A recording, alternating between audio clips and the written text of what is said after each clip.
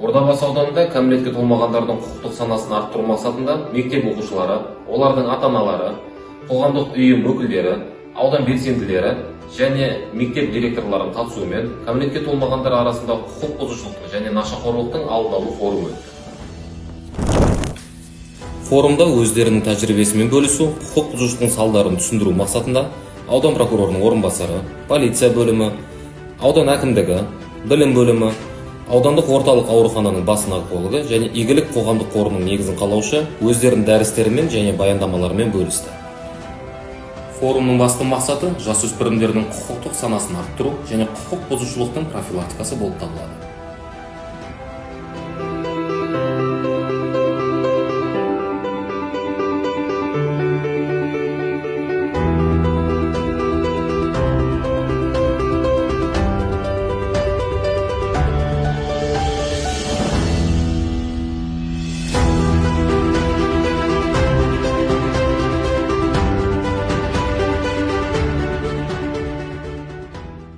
Кәмелетке толмағандардың құқықтарын қорғау прокуратура органдарының басты мақсаттарының бірі екенін назарларыңызға жеткіземін.